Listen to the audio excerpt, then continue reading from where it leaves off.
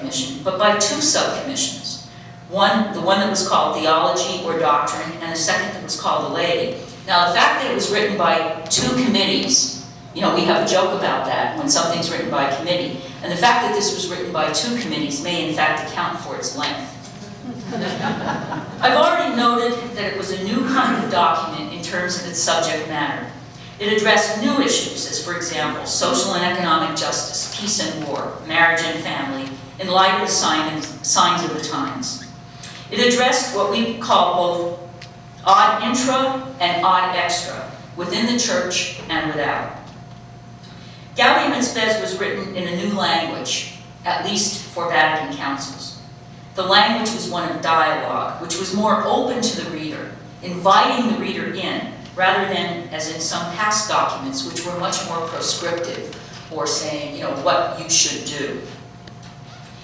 There was some tension in the development of Gaudium et Spes among the Council Fathers about whether it was too optimistic or too pessimistic about the possible relationship between the Church and the modern world.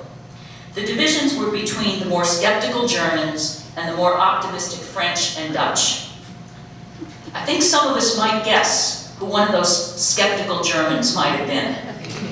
This was referred to as a clash of theological cultures. Now, I hadn't read the document in a long time until I started to prepare for this talk.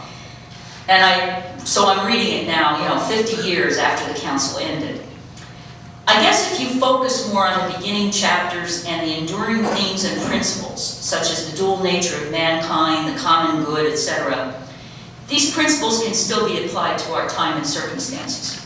When you get to the specific issues, then I think an argument could be made for excessive optimism. Not exactly irrational exuberance, but nevertheless excessive optimism.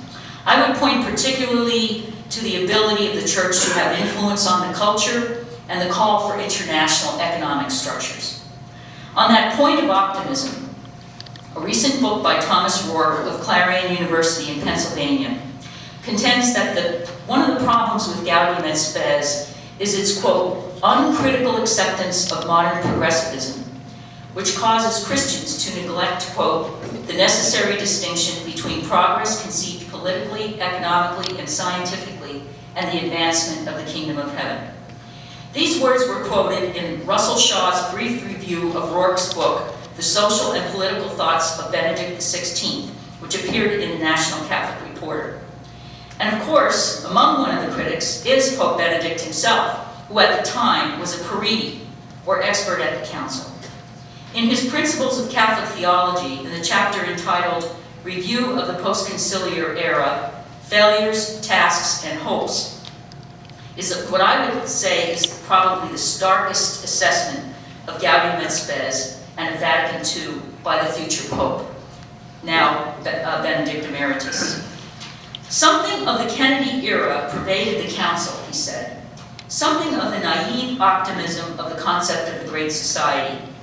It was precisely the break in historical consciousness, the self-tormenting rejection of the past, that produced the concept of a 0 hour in which everything would begin again, and all those things that had formerly been done badly would be done well. Now that may sound a bit harsh, but if you read some of the things that Benedict has said about the council, he was very much concerned that it would be seen as a break with tradition, as sort of a break in the church, so that the church went along to this point, and then there was a break, and it sort of started all over again. And he wanted to very much be clear that that was not what happened.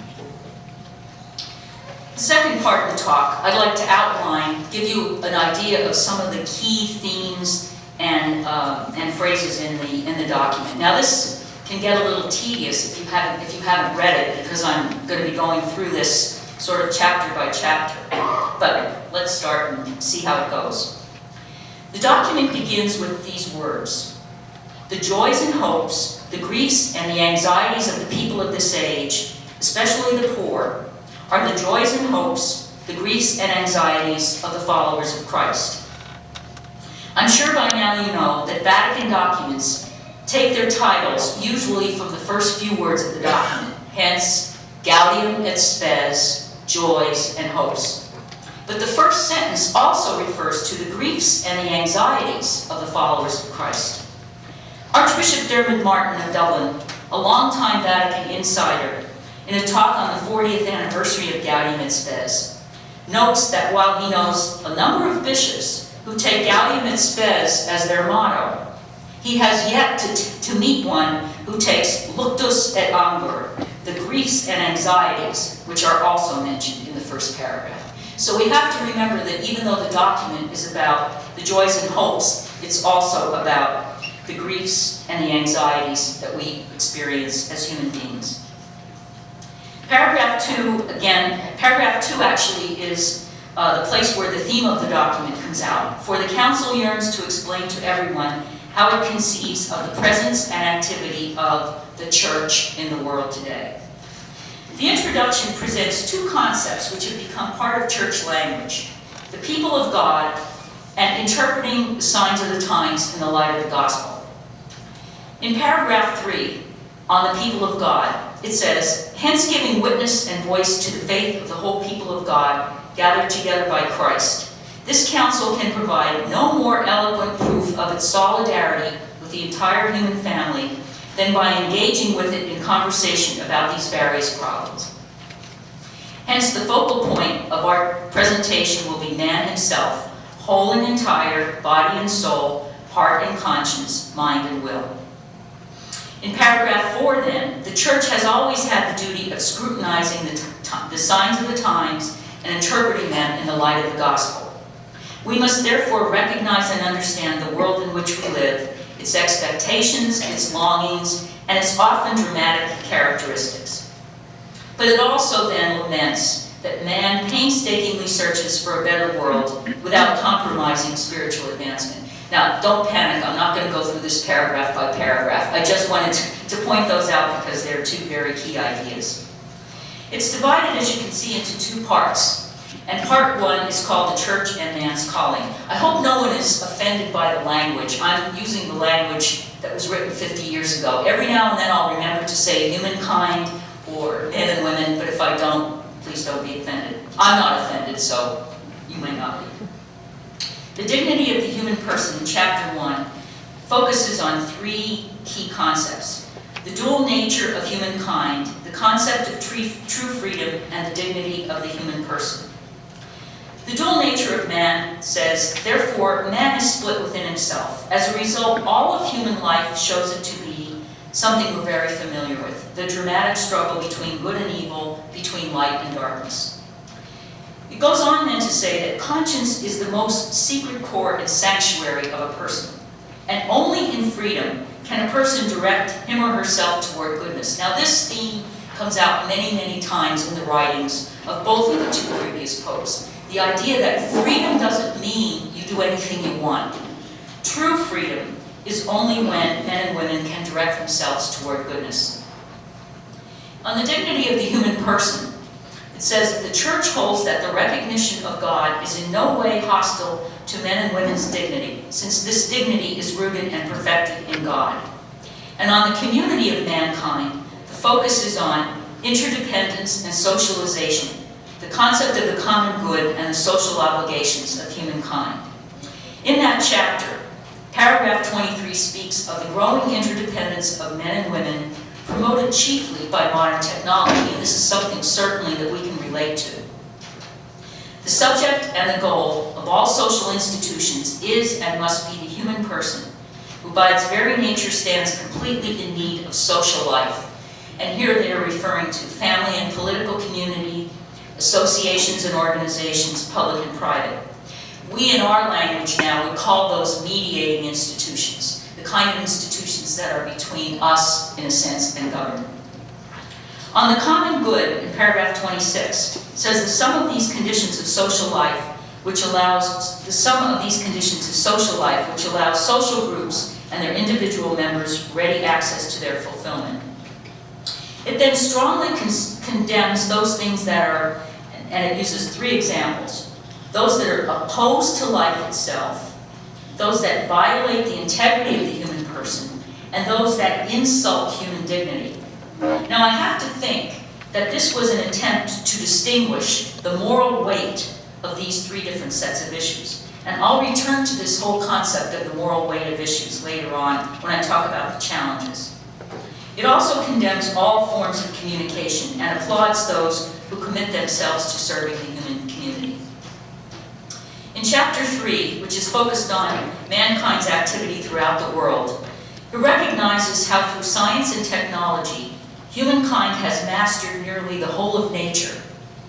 But it does not see this as contrary to God's power or a rival to God's power, but instead as a sign of God's grace and the continuation of God's creation. In fact, it states that there is no conflict between science and faith as long as investigation is carried out in a genuinely scientific manner and is in accord with moral norms, because science and faith both derive from the same God. Chapter 4, the role of the church in the modern world, obviously affirms the theme of the document and says that the church goes forward together with humanity and experiences the same earthly lot which the rest of the world does.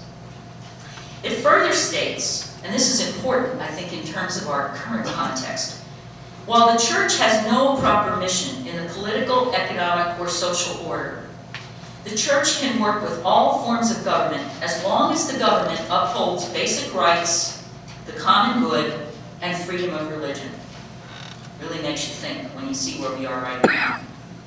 It also calls a serious error any time there is a split between the faith which many profess and their daily lives. We need to bring together our faith and our daily lives, and that is a resounding theme throughout the document. It states that Christians can disagree on specific solutions to the world's problems, and that some of the faithful will disagree. And then it says, no one is allowed, this is in paragraph 43, no one is allowed in the aforementioned situations, that is, specific solutions to the world's problems, to appropriate the church's authority for his or her opinion. In paragraph 44, it talks about the mutual benefit between the church and the world. It recognizes that just as it is in the world's interest to acknowledge the church as a historical reality and to recognize her good influence, so the church herself knows how richly she has profited by the history and the development of humanity. Those principles, those sort of ways of looking at our faith and the world and how it comes together, definitely have the same, can be applied to some of our problems of today. When we go on to the second part, some problems of special urgency, not as clear, but we'll go through those anyway. The first certainly is something that we can relate to. Chapter 1 states that family is the foundation of society, and the council wishes to support those who are, quote, trying to preserve the holiness and to foster the natural dignity of the married state. In paragraph 48, a man and a woman who by their compact of conjugal love are no longer two but one flesh, render mutual help and service to each other through an intimate union of their persons. The church supports mothers and fathers in the education of their children, especially religious education. And this is key. Marriage is not constituted solely for procreation, but also the mutual love of the spouses. It then goes on to say that from the moment of conception, life must be guarded with the greatest care, calling abortion and infanticide unspeakable crimes. And here again, thinking of the situation we're in with marriage and the family, paragraph 52 says, since the family is the foundation of society, the public authority, that would be the government, should regard it as a sacred duty to recognize, protect, and promote their authentic nature and to shield public morality and favor the prosperity of home life. Would that we had that now. Chapter 2 is the proper development of culture. This document focuses a lot on the task of the church to be able to address and confront the culture. The circumstances in the world today, section 1, expresses concern about moving ahead and developing culture while at the same time preserving what is good about the past and not leaving behind those who, for whatever reason, are left out. Now, in our time, I would say that refers to the fact that we live in such a rapidly changing technology that we're in danger of losing what is good about the past and becoming a society that constantly responds to the newest technology. Under Section 2, the principles for the proper development of culture, paragraph 57 says, "Indeed, the danger is present that mankind, confiding too much in the discoveries of today, may think that he or she is sufficient unto him or herself and no longer seek the higher things. It includes among the higher things contemplation, making personal judgment, and developing a religious, moral, and social sense." For some urgent duties of Christians in regard to culture, Section 3, this section contends that one way Christian teaching can influence culture is through education, cultural development, social communication, and the collaboration between those who teach the sacred sciences and those who teach the secular sciences. Of course, the sacred sciences, they're thinking of things like theology and canon law. On the former point about the sacred sciences, paragraph 62 expresses the hope that many of the laity will study the sacred sciences and will dedicate themselves professionally to these studies. In Chapter 3, under the economic and social life, there are two subsections that focus on the need for economic balance between the haves and have-nots, both with regard to individuals and regard to countries and regions. Section 1 says that economic development must exist within the limits of the moral order, and it also warns against discrimination and treatment of immigrants. Among the principles governing the socioeconomic life in Section 2 are the dignity of human labor, freedom to pursue economic opportunity, freedom to organize, the universal destination of earthly goods, and at the same time the right of private ownership, the preferential option for the poor, and warning against putting workers in involuntary servitude, which today I would say manifests itself in human trafficking, both in this country and abroad. It also notes that Christians should take an active part in socioeconomic development and give a shining example by their own lives. Now, Chapter 4 is my favorite chapter. It's the chapter on political authority. And listen carefully, and I don't want to hear any snickers or sneers from the audience. Political authority must also be exercised within the limits of the moral order and directed toward the common good. The document affirms those in public office and warns that citizens must be careful not to attribute excessive power to public authorities, lessening the role of persons, families, and social groups. We call this the principle of subsidiarity. Then it goes on to say in paragraph 75, political parties must promote the common good and must not promote their interests over those of the common good. And politicians must not pursue material advantages from their office. I think I'll just let that sit there. This section also states the independence of the church from the political community or any particular political system. And here's a very critical passage that has special relevance today. I'm going to come back to this later. In paragraph 76 it says, "The church does not place her trust in the privileges offered by civil authority. She will even give up the exercise of certain rights which have been legitimately acquired if it becomes clear that the use of those rights will take away from her witness." The final chapter speaks of fostering peace and promoting a community of nations. In paragraph 78, it says, "Peace is likewise the fruit of love, which goes beyond what justice can provide." I looked at that and I thought, you know, maybe we should revise that saying that you've probably all heard, if you want peace, work for justice. Maybe we should say, if you want peace, justice is not enough. Or, as the Beatles would sing, all you need is love. The section on the avoidance of war focuses on the impact of World War II and condemns the methodical extermination of an entire people, nation, or ethnic minority, obviously referring to the Holocaust.